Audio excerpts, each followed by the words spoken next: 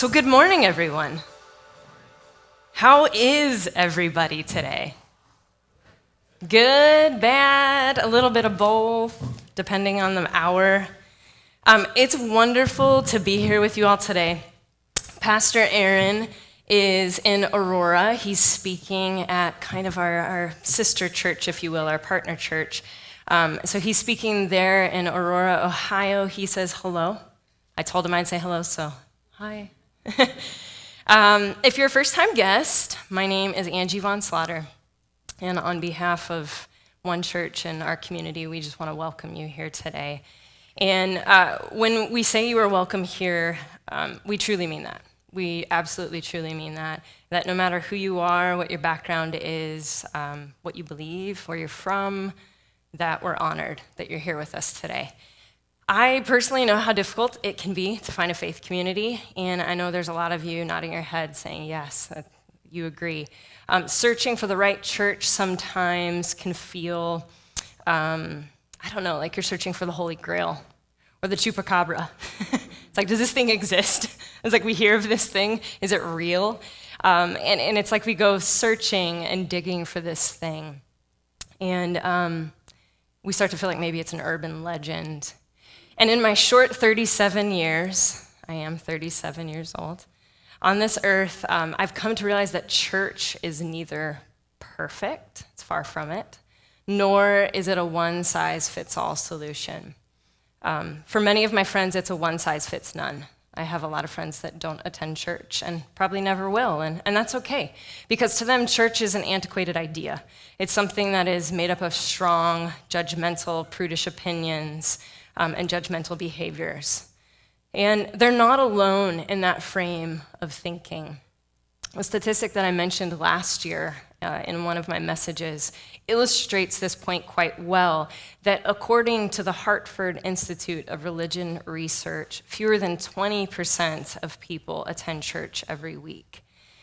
That's a very small number, and that number used to be quite large in comparison. So a staggering 2.7 million church members fall into inactivity each year. That's a lot of people. They're leaving. And after extensive research, they discovered the top 2 reasons why people are leaving the church. And again, I mentioned this last year, but it is so fitting to what we're talking about today. That 1, they don't want to be lectured. And so I hope this morning you don't feel lectured. I hope I am the furthest from that. And 2, they viewed church as judgmental, hypocritical, and irrelevant. They didn't want to be judged, right? They were tired of the hypocrisy. And in the 21st century, we tend to look at the numbers in church decline as this new problem or new trend, when in reality, this is an immensely old problem with ancient roots, one that Jesus even bears mentioning during his Sermon on the Mount. And so today we continue our Summer on the Mount series. How many of you have enjoyed this, by show of hands? And if you haven't, that's okay too. There's room for you. It's interesting, right? To kind of dig in and dig deep, that to kind of hear, there's something powerful about the words of Jesus. And some of us wrestle with the Bible. How true, how factual, what does it mean? Or there's parts I don't know that I can agree with, or there's parts that hurt me. It can be difficult, but there's something interesting to kind of go straight to Jesus and what he says and what that means for us. And it's been really eye-opening to give it new light and new meaning. And so today we dive right into Matthew chapter 7. We're exploring judgmental behavior, hypocrisy, specks of sawdust, logs, dogs, pigs, pearls, knocking on doors, stones, bread, and a narrow gate. And just what on earth they all mean. What is that, right? So the parabolic teachings of Jesus can often appear in our modern minds because we don't understand that ancient text the way we do now. It can feel sort of like Yoda-like sayings. Do you know what I mean? It's like, Jesus, is that you or Yoda? So you kind of scratch your head for a minute and you know there's some deep wisdom in there. Yes. You know there's some deep wisdom in there, but you're not quite sure what it is. And side note, since the slide is there, Yoda or Jesus, there's an actual game that exists, which I didn't know this, called Yoda or Proverbs. And you basically get to decide if the quote was said by Yoda or found in the book of Proverbs, which was actually pretty hilarious because some of them were really, literally, if you didn't know, you're like, the Bible maybe? I don't know. And I got a chuckle out of this, and I thought it could be hilarious to kind of try this morning, just humor me, to apply it to the teachings in Matthew. So we're doing a version called Yoda or Jesus. Are you guys ready to play a quick round with me? This does involve crowd participation, so feel free. And if you're asleep, maybe now you're awake because you're like, Star Wars! Okay, let's play that first slide, shall we? So we'll go with the first one. You will only find what you bring in. Was that Yoda or Jesus? Oh, I see some people going, I'm not sure. I told you, Yoda or Jesus. Yell it out. Who do you think it is, Yoda? Jesus? Oh, that was kind of... Okay, let's find who the answer is. The next, Yoda. Yeah, so for you, they're like, yes. All right, next question, please. For whoever does the will of my Father is my brother and my sister and my mother. Definitely Yoda. Someone said, so for anyone that's watching live stream, we had someone yell, definitely Yoda. What do we think? Oh, the rest of you say Jesus. Okay, the answer is ding, ding, ding, ding. I feel like you guys should get a prize this morning. Next one. We have two more, so if you're having fun, enjoy it. Always two there are, no more, no less, a master and an apprentice. Everybody's like, yeah, that's obvious. There's some I couldn't even put in there because it was very Yoda-esque, like, you find life, shall you? You know how he does that backward? I don't know. But yes, Yoda, correct. The last one is, for those who exalt themselves will be humbled, and those who humble themselves will be exalted. Jesus, yeah, that was kind of obvious. You start using words like exalted. Maybe if it said force, that might trip us up a little bit, but the two are quite exclusive. So as cheesy as this game is, and thank you for humoring me, I'm glad you guys played along, it really does drive home that plucked out of its contextual setting, these quotes are confusing. What are they talking about? Who said it? Who were they talking to? Just what were they talking about? And so this brings us right to Matthew chapter 7. Jesus throws these following words out that often feel sobering and honestly quite intense. Matthew 7, verses 1 through 2. Do not judge, or you too will be judged. For in the same way you judge others, you will be judged, and with the measure you use, it will be measured to you. If we read this for face value, it almost sounds like a threat, doesn't it? Don't judge or you're going to be judged. But it's really anything but that, and it actually kind of reminds me of an old Eric Clapton song, if you know it, Before You Accuse Me, Take a Look at Yourself. Or Michael Jackson, I'm starting with the man in the mirror. It's kind of like, hey, let's focus on you first. And if you want to point out others' flaws, you better be flawless, right? Because it's easy to say, hey, you're doing this thing, but we're not perfect. So it's only a matter of time before that person turns back around and is like, hey, but wait, you're doing this thing. And maybe it's not the exact same thing, but it's still pretty close. And so then in verse 3, we read, why do you look at the speck of sawdust in your brother's eye and pay no attention to the plank in your own eye? How can you say to your brother, let me take the speck out of your eye, when all the time there is a plank in your own eye? Which I just envision a giant 4x4. So go with me on this. You hypocrite, first take the 4x4 out of your own eye, then you will see clearly to remove the speck from your brother's eye. Okay, so now we see things are starting to take shape a little bit, right? We're starting to get a little bit of an idea of the behavior that Jesus is addressing. And earlier in this series, we give a backstory on who Jesus was talking to in his Sermon on the Mount. And so for those that may have missed that part, the gist of it is there's a wide variety of people that are there listening to Jesus. We have a picture of Jews and Gentiles, Pharisees, Sadducees, pagans, people from different social classes and different belief systems.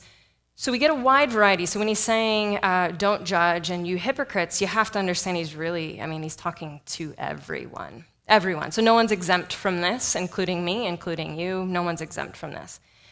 We get the idea that Jesus isn't leaving anyone out, and everyone is equally in this, both with the blessings of the Beatitude. They're all receiving blessings, but in the same vein, they're all receiving instruction and guidance as well. He's delivering a message of a new way of living, which was a disruption, as we studied, in modern society. This was a world that was riddled by the violence of the Roman Empire, but also the hypocrisy of the Pharisees. That's a tongue twister. Power and control, they were on the forefront of this scene. So the Pharisees, they were obsessed really with law and doing, and the Romans were hungry for control. So it starts to get a little bit of a clearer picture that when you have violence, hypocrisy, power, and control, maybe a little bit of a lens of what Jesus is talking about when he's talking about judgment and when he's talking about hypocrisy. So, side note, whenever Jesus says, don't do this thing in the Bible, and he does quite a few times, hey, don't do this thing, we ought to get an idea that people were doing that thing, right? People were doing this thing, and so, hey, by the way, this isn't maybe healthy for us, don't do this thing. So it kind of should make our ears perk up a little bit and first examine what were those people doing. A lot of times we want to instantly make it about us. I think a healthy view is make it about them first and their story, what's going on, how does that relate to us? Because we can learn a lot from these texts. And I have to smile a little bit when I hear about the metaphor that Jesus is using about the plank, because Jesus was a carpenter. And so I have a feeling he knew an awful lot about sawdust. He probably knew a lot about specks in the eye and planks and splinters and how painful that can be, how you get a speck in your eye and even one speck can be debilitating and you can't see. He probably knew a little bit about this, and I think that he used that to his advantage. He used his own story, his own experiences dealing with woodworking to use this as an analogy. He starts to draw the connection of judging to hypocrisy. And he likens judging others to pointing out a speck in their eye when you have a giant plank in yours. And here, like I said before, I almost have this comical visual of a person impaled, right, by a 4x4. Because if you have a plank in your eye, I mean, it's not just, ooh, it's there. I mean, it's in, you know what I'm saying? You are impaled. And here's the thing about a plank in the eye that I think we ought to not skim over. This injury is deep. A plank that's a wound. A speck oftentimes can be something that, you wash your eye out, but a plank is a deep injury and it's a wound that needs healing, which this wasn't in here, but side note, maybe that sometimes gives us an idea that when we have this ugly head of judgment that rears in us, maybe that's a wound. Maybe that's a fear. Maybe that's a sore spot. And this metaphor shows us the pain that's rooted in judgment and the healing that's necessary and the distance that our judgment creates. It's hard to be authentic and to be genuinely close to others when your 8-foot plank is always smacking them in the face, right? And when you do actually give yourself a minute to have this visual, I cannot be close to you or you or you in a way that's a friend would be, that when you are judging, and we're not going to talk about that this morning, but there's different kinds of judgment. There's love and care and discernment and all sorts of things. In this scripture, we get an idea that this is a negative thing. But when you're talking about care or correction, I think it involves, you're my brother, you're my friend. There's a closeness here. Not I have this 8-foot plank separating you and me. And the Greek word for judgment, which is interesting that we were just talking about this plank of separation, because the plank of judgment really is that. It's a chasm of separation. And this Greek word for judgment is krino. Interestingly enough, one of the definitions is to separate, which I thought was also fascinating. That judging others has this toxic way of separating, creating an us and them environment.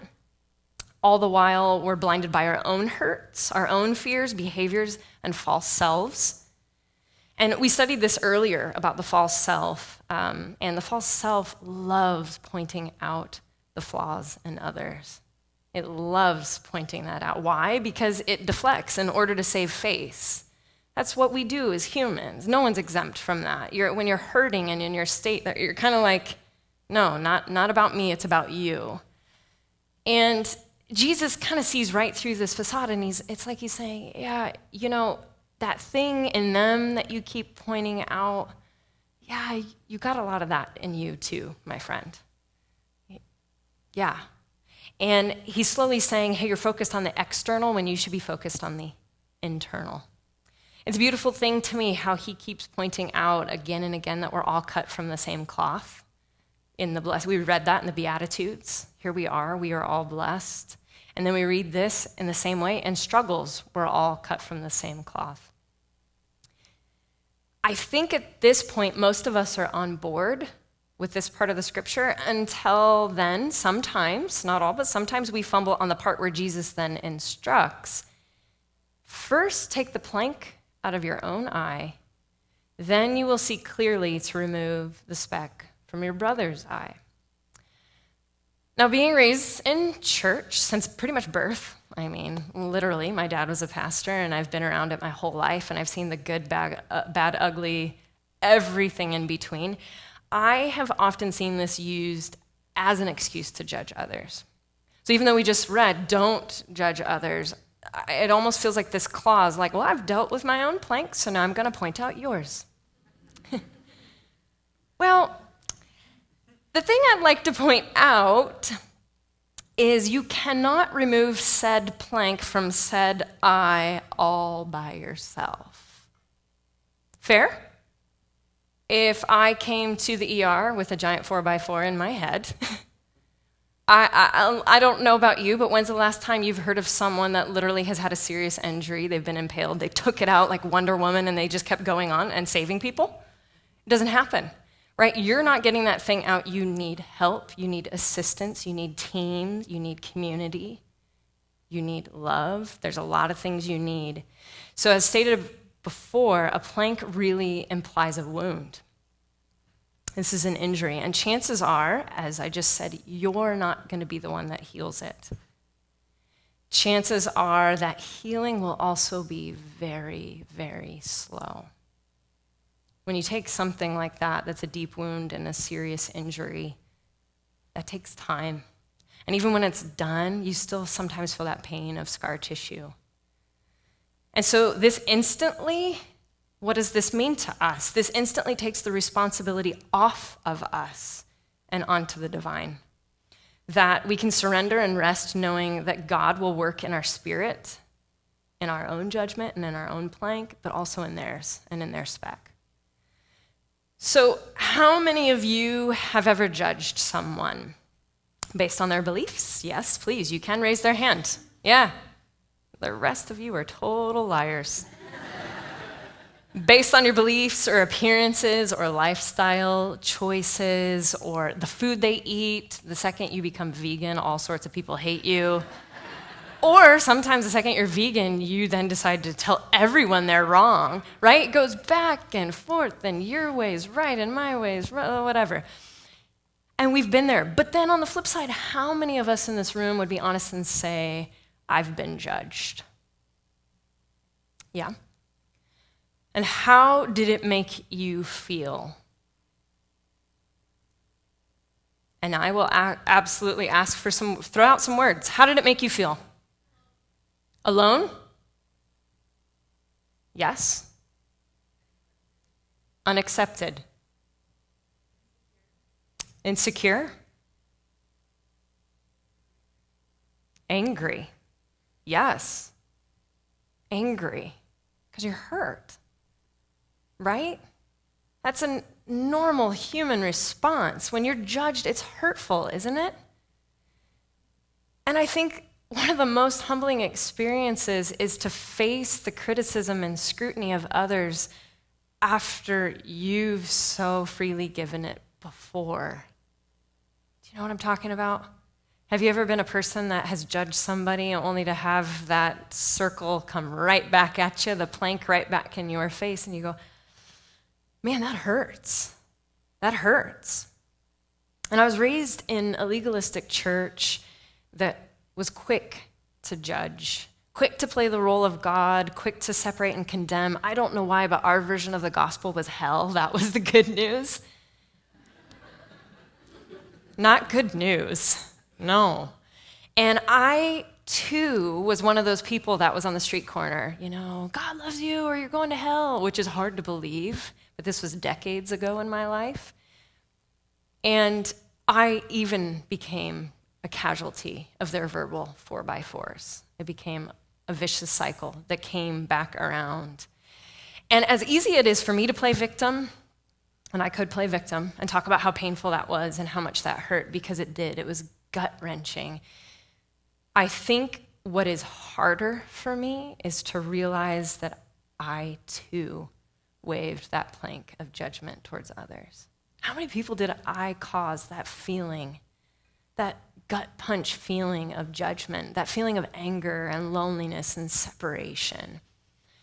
That I was quick to decide who was right and who was wrong. And, even though it's been decades and I've come a far way from that line of thinking, sometimes I can still feel those splinters rear its ugly head, right? Maybe it's now on the flip side. You're now of a different mind, and so you judge the people that you aren't like anymore.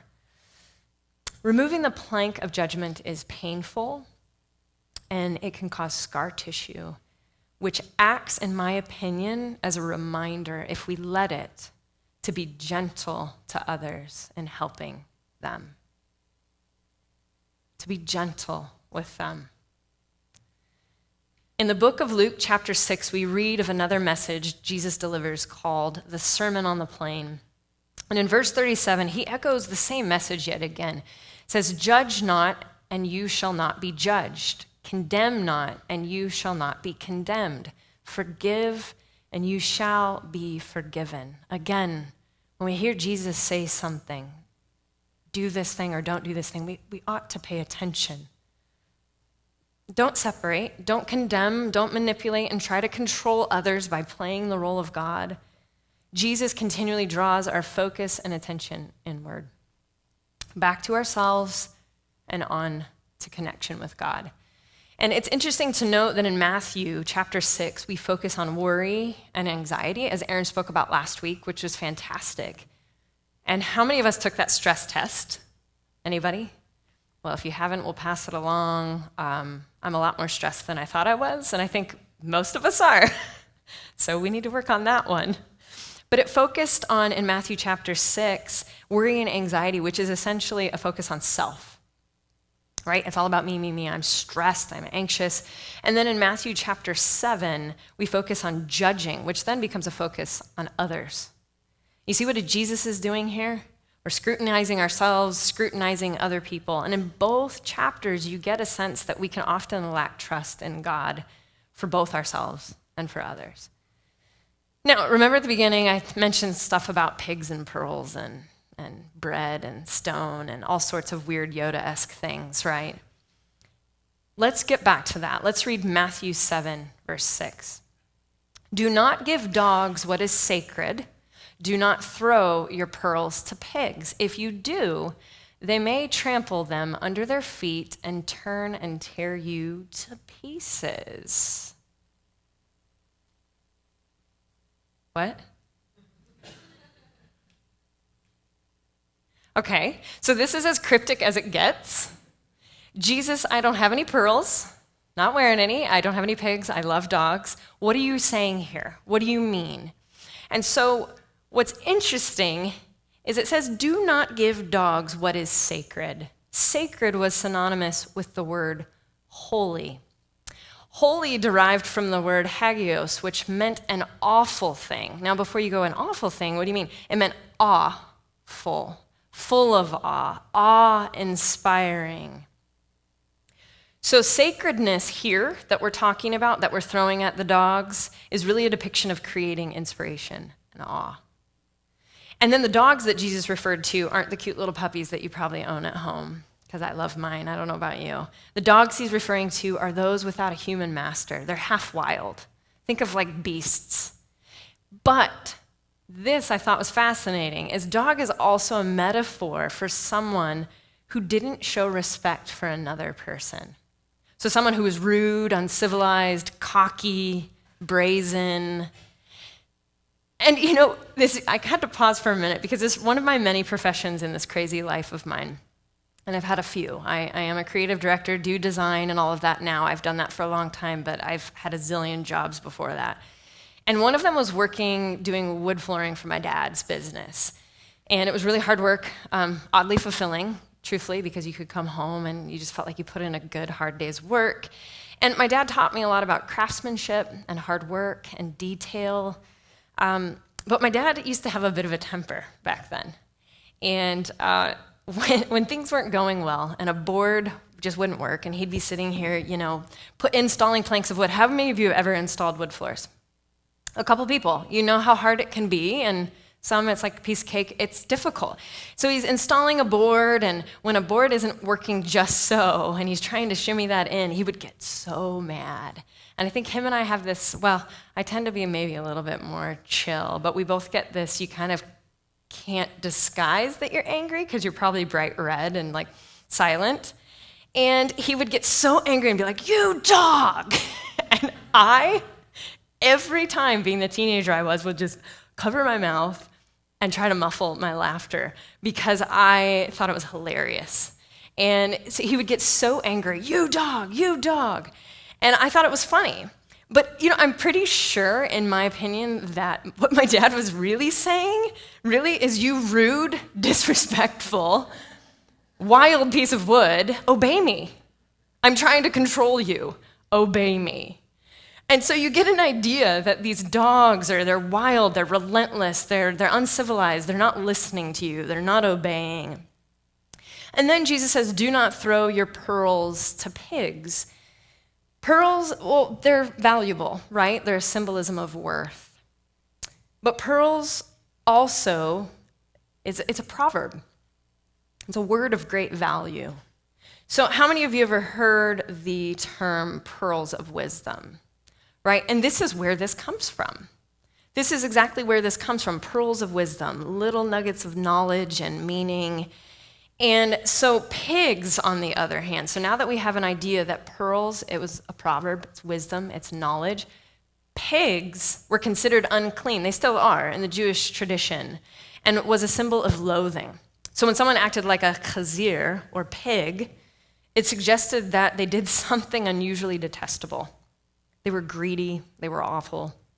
And in Judaism, pigs are thought to carry diseases, spread filth, and ironically, they're a symbol of hypocrisy. And how we'll get to that about the symbolism of hypocrisy is the Torah gives two physical descriptions of kosher land food. And so these animals that they would say, hey, these ones are kosher. One, they had to chew their own cud, which is gross. If you know anything about animals that have more than one stomach, they have to then spit part of it up and chew it again. Gross. That thing that they spit up is called the cud. That was something that was a requirement. That meant it was kosher. But the second requirement is they had to have fully split hooves. And we'll get to why on earth this is important in a minute. The thing about the pig is the pig had fully split hooves. So they didn't have a hoof like a horse. It was split. But yet they did not chew their cud. So they appeared to be kosher, but they weren't. So they were one thing, but they were also another thing. So you start to get an idea of why a pig or swine was a symbol of hypocrisy. You're one thing, but you're also another thing. What are you? And so that then, do not give dogs what is sacred. Do not throw pearls to the pigs. If you do, they may trample them under your feet and turn and tear you to pieces. And so what I gather from this is, don't give the rude and disrespectful what is sacred inspiration. What is your wisdom? What is your knowledge, your heart? They'll treat it with disrespect. Don't give the greedy and the hypocrites your words of wisdom, because they'll tear you apart and hurt you. Have you ever had that happen? You give a friend advice, and it's just like one ear out the other, and in fact, they just turn right around and hurt you. And it's as if, as Jesus is saying, now that we've gathered in this first section, the first part is don't judge others, but let's take it a step further and be careful about who you pour your heart into and invest your wisdom to, for it might fall on deaf ears. This gives us two views of judgment, if you will. So the first we have was condemnation. The second, pearls of wisdom. Both of which Jesus concludes should probably be kept to ourselves, right? That's what we're getting. Should probably be kept to ourselves because one response, the first response, elevates us, right, and puts down others, and it hurts them in the process. The other falls on deaf ears, or maybe is thrown back in our face, and it hurts us in the process. So then what does Jesus encourage us to do instead? What are we supposed to do? Let's continue to verse 7. It says, ask, and it will be given to you. Seek, and you will find. Knock, and the door will be opened. For everyone who asks receives, the one who seeks finds, and to the one who knocks the door will be opened. Again, this could have been a Yoda question, do you think? But let's pause here for a minute. If we pause and stop reading right here, we don't know who Jesus is saying to ask, right? We assume it's God, but if we pause the story right now, we don't know. Is Jesus saying, ask your brother, seek to your brother, knock on the door? In other words, go meet with them, talk with them, sort it out. You don't know. Or is this in regarding prayer? Come to God, ask God, seek, knock, find. I would say both. I would say both. Can you imagine what conflict resolution would be like if we just asked each other about a problem that we had, or a rumor that we heard, or somebody's judging so-and-so, instead of just assuming? And so I think that if we ask, seek, and knock with each other, but also ask, seek, and knock with God, there's wisdom in that. But let's continue reading on. Which of you, if your son asks for bread, will give him a stone? If he asks for a fish, will you give him a snake? I have to laugh at that one. I imagine the kid's reaction. If you then are evil, know how to give good gifts to your children, how much more will your Father in heaven give good gifts to those who seek him? So in everything, do to others what you would have them do to you. For this sums up the law and the prophets. The Message translation does a fantastic job at interpreting this portion of Scripture, which we'll go with. In verse 7, we read, don't bargain with God, be direct. Ask for what you need. I like that. Very simple. Hey, God, this is what I need. And then we also read in verse 12 of the Message translation, here's a simple rule of thumb guide for behavior. Ask yourself what you want people to do for you, and then grab the initiative and go do it for them. Wow. That's selflessness right there. Hey, this is what I want, but I'll actually do it for someone else. And so the first thing, if we note, is Jesus points to God, right? That's the very first thing in asking and in seeking. And so the perspective, again, instantly shifts away from others and what they're doing and how they're doing this thing wrong, and it goes on to the divine. And then the second thing Jesus points to is treating others with the same kindness and respect that we desire. We all know this. We learn this as kindergartners. It's called the golden rule, right? Everyone knows this. This really then ties back into the Pharisees and the pigs and exposes our own hypocrisy yet again. And it meets us with a call to action to be of one mind. That when you're going through a hard time and you want people to meet you with love, that you do the same for others. That when you're misunderstood and you just want solidarity and friendships, that you extend the same for others, even if you don't like them. That when you royally screw up, as I know every single one of us have in this room, and you make a public blunder, maybe an embarrassment of yourself, and you're full of shame, and you're in desperate need of grace, that you are the first one to give grace back. Now we're really starting to get a picture of what Jesus is talking about, aren't we? A picture of healthy response in judging and communicating with others. That when we see others living differently than us, loving differently than us, worshiping differently than us. And when I say us, I mean humanity. I don't mean one church. I mean humanity, because this isn't even a church thing. This is a human thing. This is a divinely inspired human thing. And then we're quick to judge, and instead we pause and we seek, giving no room to condemn or separate or set apart or tear down, but instead to get out of the way and trust God. The very same God that speaks in us and heals our wounds will speak to them and heal their wounds. Right? The same God that heals the plank from our own eye heals theirs.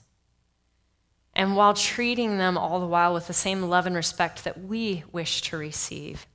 So James also is an interesting book that points to this message.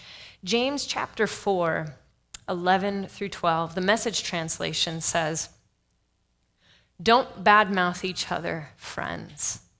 It's God's word, his message, his royal rule that takes a beating in this kind of talk. You're supposed to be honoring the message, not writing graffiti all over it." I love that. God is in charge of deciding human destiny. Who do you think you are to meddle in the destiny of others? It's God's message that takes the beating in this. And what is God's message? Message of love. So when we talk against each other and about each other, it's really God and God's message of love that takes this beating. So the last thing Jesus mentions is what I mentioned before, a narrow gate. So we get to this last little cryptic thing. And Jesus says in verse 13 and 14, "Enter through the narrow gate, for wide is the gate and broad is the road that leads to destruction. And many enter through it. But small is the gate and narrow the road that leads to life, and only few find it." Here the word life, from what I've heard it often, is viewed as eternal life or salvation. I always remember being taught that this was depicted as how difficult being a Christian was, and that very few people were going to go to heaven. Very few people could find eternal life, and that the chosen select would have that. And the word life, which is brilliant to me, used in this passage, is described as the state of one who is possessed of vitality. Someone who has the fullness of life. Think of someone who is genuine, living vigorously, with vitality and spiritually in tune, living fully alive. This word life also, we should note, means every living soul. So small is the gate that leads to abundant living. Broad is the road that leads to misery, hurt, and broken relationships. Narrow is the path that leads to connection with every living soul. It's small and it's narrow. Why? Because it doesn't come easy to us, right? I think Jesus is pointing out how natural it is for us to judge each other. It's very natural. We do it since we're kids. It's very easy. And Jesus is pointing out that it's small and it's narrow, this path. But that, we oftentimes close the gate on ourselves and on each other long before God ever has a chance to. What are your words doing? Do they slam the gate on someone? Jesus is modeling for us a new way of living and a new way of being human. And I love that, a new way of being human. This violent, old, controlling, manipulative power and hypocritical mindset. We're setting that aside. It's a new way of being human. And in these scriptures, we get a sense that our words can give life, as it says right here, in life or destroy life. It can give it or it can destroy it. Is what you're speaking, and I really want you to think about this for a minute, is what you're speaking into others' life-giving. I want you to think about your family, maybe even your strained relationships, and I have them too. The relationships that are tense, the relationships that are hard. The words that we say, are they life-giving? That doesn't mean be a doormat, but it does mean pause, seek, reflect. Do you struggle with wanting to separate yourself from others? Separate them from you? Based on a social class, a skin color, sexual orientation, gender? Do we struggle with this? Do we struggle with wanting to control others and manipulate others? I want you to do what I want you to do. If you could only be this thing that I think you should be. Jesus asks us to pause and to consider the weight of our words and to give up trying to control, to give up trying to manipulate. And there's incredible freedom, friends. I want you to know this. There's incredible freedom, and as it says, life and vitality when we surrender others to God. There's incredible freedom that when we realize the divine is far better equipped for guiding than we are. And as the worship team comes up, I wonder if you guys would pause and take a moment with me to reflect on something that is so simple and we've heard a million times, but it is so applicable and relevant. This morning, let's pause and reflect on the serenity prayer. And the words are super simple, but I want you to take a moment. And I'm not going to say, let's do this all together, because what I want you to take a moment and I want you to pause and reflect and ask, seek, and knock. We'll take a moment. We'll be quiet. We'll be silent. And I want you to ask God to grant you exactly what that says, the serenity to accept the things that I cannot change, which means them, those people. Maybe it's even things in your own life. The courage to change things you can, the wisdom to know the difference.